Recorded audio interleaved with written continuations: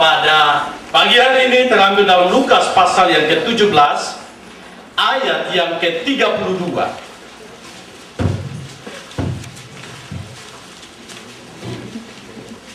Lukas pasal yang ke-17 ayat yang ke-32.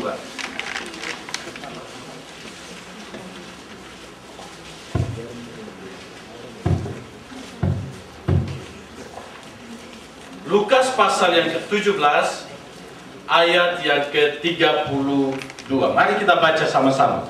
1, 2, 3. Ingatlah akan istri Lot. Panjang sekali. Tidak usah baca Alkitab. Kita hafal sama-sama. 1, 2, 3. Ingatlah akan istri Lot.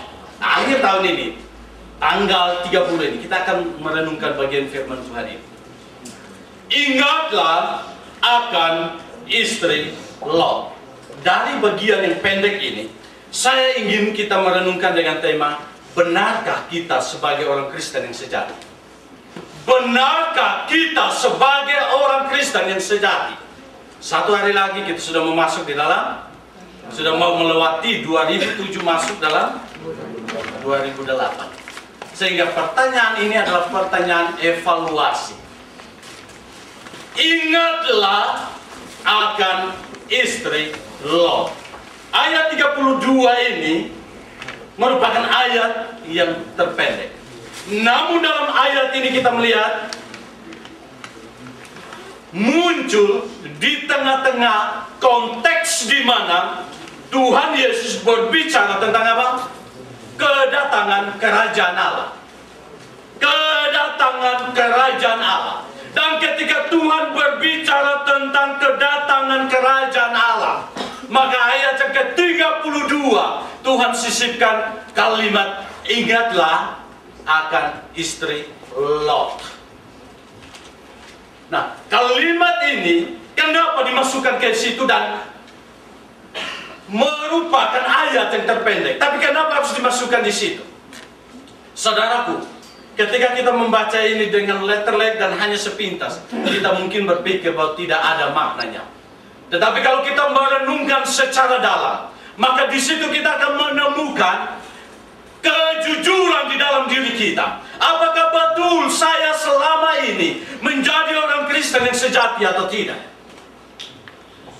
Apakah selama ini saya sebagai orang Kristen sungguh-sungguh identitas saya itu sungguh-sungguh sesuai dengan realita hidup atau tidak? Maka saya teringat dengan suatu kejadian di mana ada seorang yang bernama Usman Kudori. Tahu dari mana? Hah? Tidak mungkin dari Medan. Tidak ada marga di sebelah kan. Tidak mungkin dari Manado, tidak mungkin dari Jawa, tidak mungkin dari Toraja. Kecuali Sarwan, Pak. Dia seorang Bangladesh. Di mana kita tahu bahwa Amerika setiap tahun dia menerima 50.000 orang untuk menjadi anggota atau istilah permanent resident. Dan ada yang lewat lotre dan lain sebagainya. Bahkan kalau buka internet banyak sekali lotre untuk itu. Dan Usman Kudori ini, dia mengikuti ini dan dia mendapatkan permanent resident di Amerika. Namun hidupnya pas-pasan dan dia karena dia pekerjaannya adalah seorang tukang taksi. Ini satu kejadian nyata. Namun tiba-tiba dari kondisi pas-pasan itu dia menjadi terkenal. Kenapa menjadi terkenal? Suatu ketika dia ditelepon oleh seseorang dan harus dia menjemput orang itu di bandara John F. Kennedy. Dan ketika dia ke sana, ternyata yang naikin adalah orang kaya, seorang perempuan yang kaya luar biasa. Kemudian diantar kepada tempat tujuan di mana rumahnya sangat elit luar biasa. Ketika dia kembali menjemput penumpang yang lain, dan dia mau mengangkat barang-barang penumpang yang lain itu menaruh di bagasi, ternyata di situ dia menemukan ternyata masih ada 2 tas daripada ibu ini, ibu yang pertama ini, yang kaya ini. Ketika dia membongkar tas yang pertama, ternyata di situ ada laptop yang sangat mahal. Kalau saudara menemukan itu, apalagi seksi dokumentasi, apa yang saudara buat dengan laptop itu? Kalau ada yang bilang kembalikan, berarti hati saya masih tenang. Ya. Tapi ketika dia membuka tas yang kedua, di situ ada 30 biji ring berlian. Kalau saudara menemukan itu, apa yang saudara buat?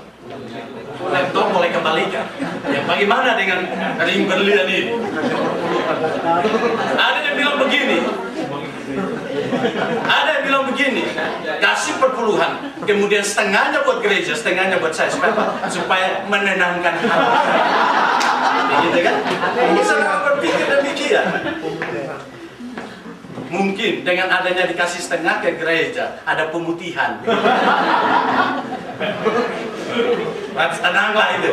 Kenapa? Saya berdosa juga, gereja berdosa juga, sama aja kan? Ini saudara berpikir demikian. Tetapi Usman Kudori tidak seperti itu. Dia datang ke kantor polisi. Untung ini ada di Amerika, bukan di Indonesia.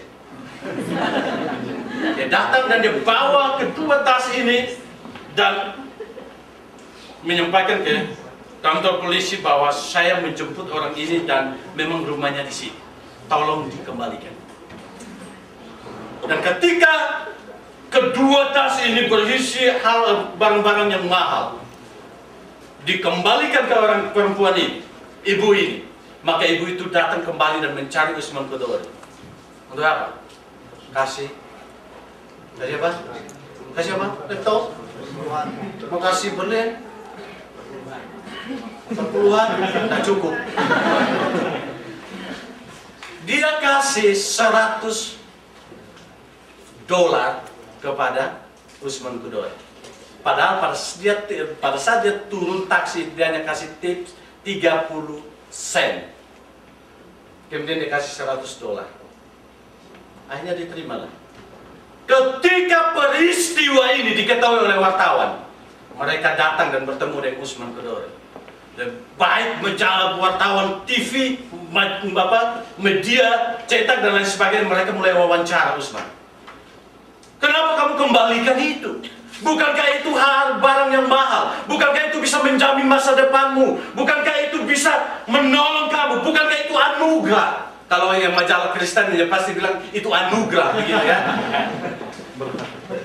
Itu berkat Tuhan, begitu kan?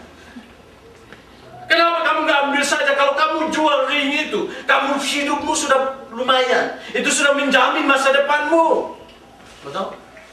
Tetapi apa jawaban daripada Usman Kudori?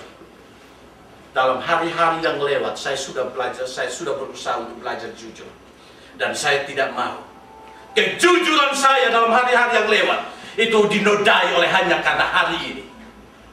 Sehingga hari kemarin sama dengan hari ini. Hari kemarin saya belajar jujur, maka hari ini pun saya harus tetap jujur. Tetap selamanya saya jujur, maka saya katakan hari ini, saudara, supaya saudara bisa menghadapi tahun 2008. Yang mengetahui diri saudara hanyalah saudara dan Tuhan. Maka hari ini kejujuran bisa membuat hidup saudara bisa bertumbuh. Tapi kalau saudara tidak jujur, maka hidup saudara 2007 sama dengan 2008. Betul? Maka kembali mari kita ingat.